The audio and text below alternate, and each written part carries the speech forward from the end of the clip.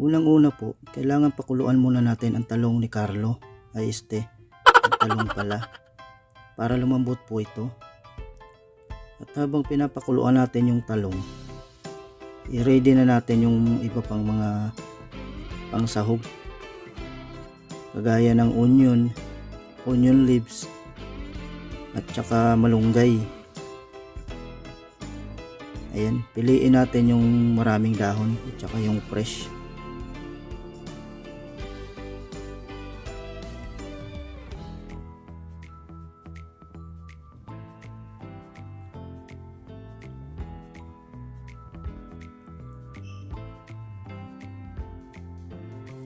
Hugasan po muna natin yung malunggay para malinis. At pagkatapos, hihimayin na natin. Ayan, nakahanda na yung ating mga pangsahog. Check natin yung talong kung malambot na ba. Tusukin natin ng kutsilyo para malaman natin kung malambot na o hindi pa ba. Mas maganda kasi yung malambot para mabilis madurog. Ayun, okay na. Pwede na nating durugin ang talong ni Carlo. Ay, yung talong lang pala. Ayun, durugin nyo po ng durugin hanggang madurog.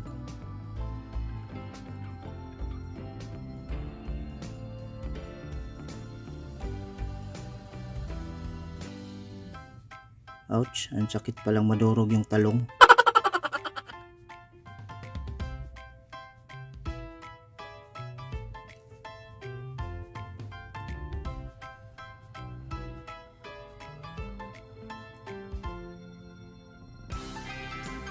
Mas maganda po yung durog na durog.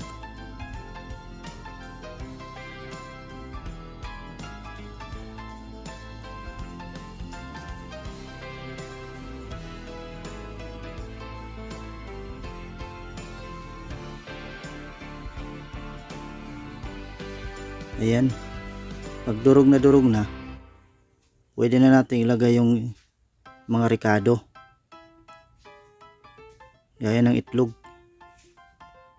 Ayan, lagay natin yung itlog ni Carlo.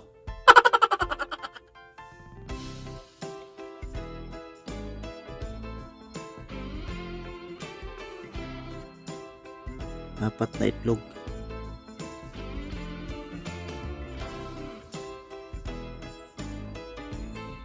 Tsaka ilagay na natin yung onion at onion leaves.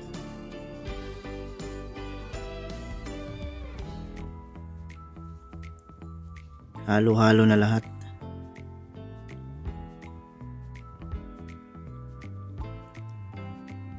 At saka yung malunggay leaves. Ayan.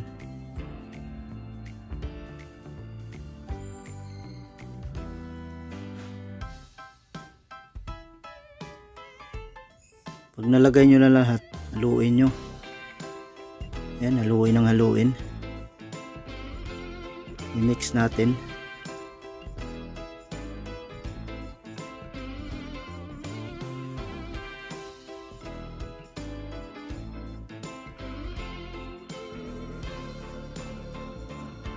Kung sa tingin nyo kulang pa ng itlog, pwede nating dagdagan. Ayan, dagdagan natin ng 2 itlog.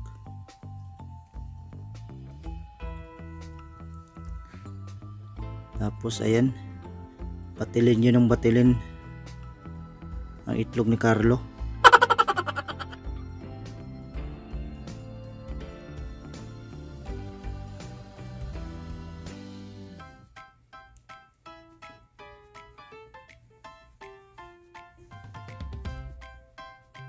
Ayan, at pagkatapos pwede na nating timplahan. Lagyan natin ng black pepper powder.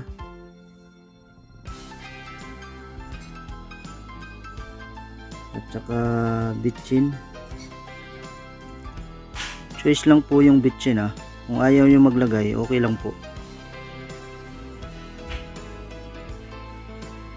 Palagyan natin ng iodized salt. Ayan, para malasang malasa.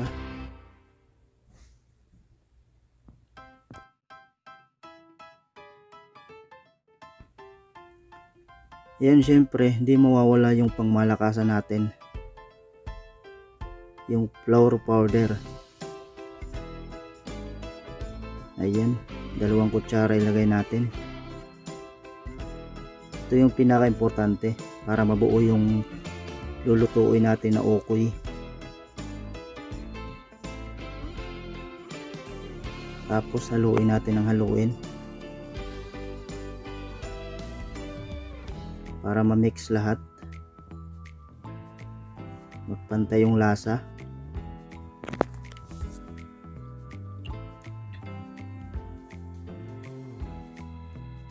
Yan, sarap.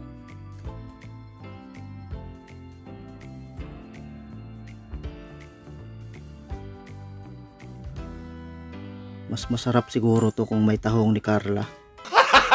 Gago!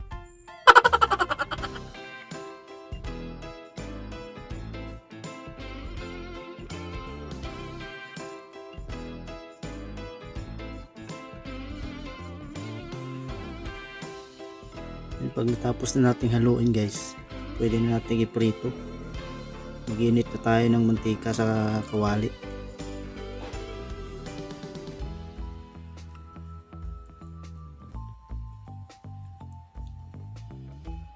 Kutsara lang po gamitin natin para maliit lang. Tsaka huwag masyadong kapalan, manipis lang.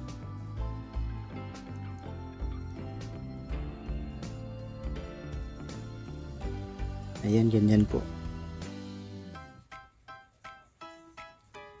Para formang ukoy po siya, 'di ba?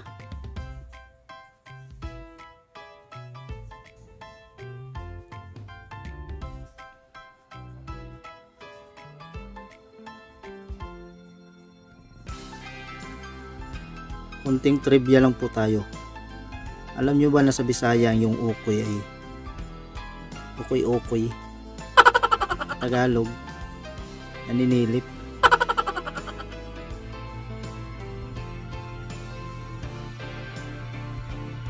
Ayan po, dapat nakaabang lang po tayo para hindi po siya masunog, kasi mabilis lang po siyang maluto.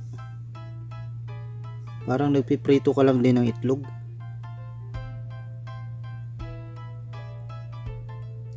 Ayan, medyo luto na. Haunin na natin.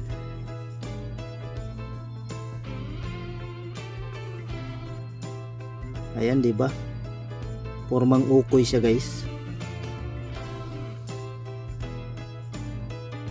Kasi sa Pinas yung ukoy, yung bulinaw, 'di ba? Na isda.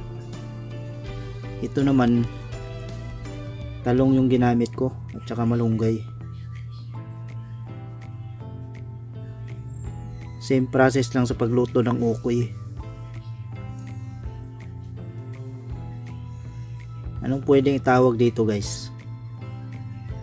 Talong na ukoy o ukoy na talong?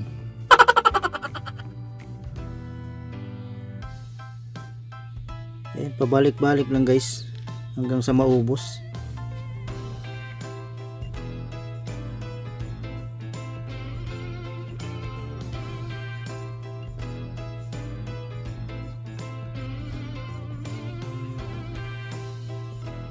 Ayan, balik-balik na rin para hindi masunog.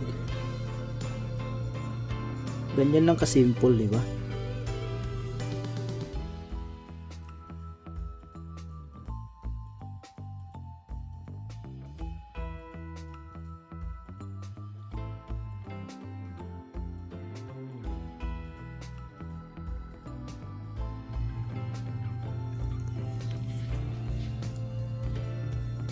Ayan, malapit nang maubos.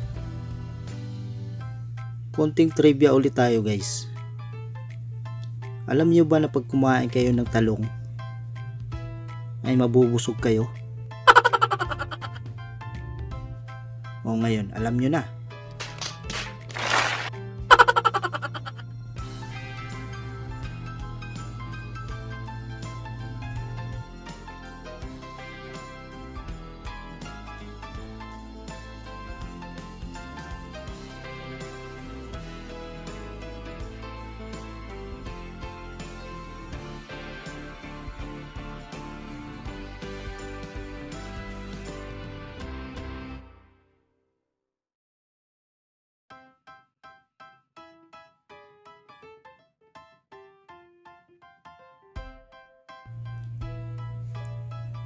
Tcharan!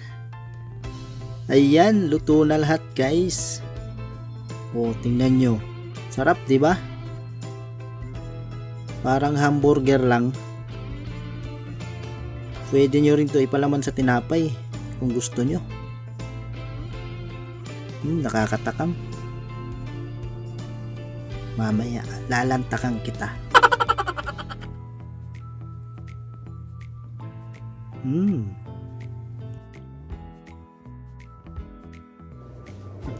Yan guys, luto na. Ayan o. Tikman natin ngayon kung gaano kasarap.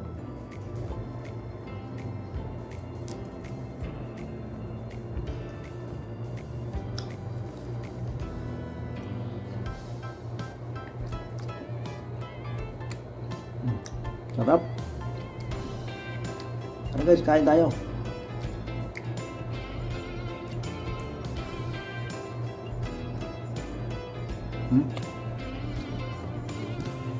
Sarap yung ulam sa kanin.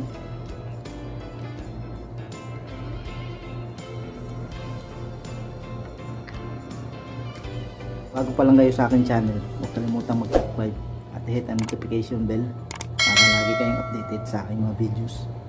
And paalam guys. Bye bye.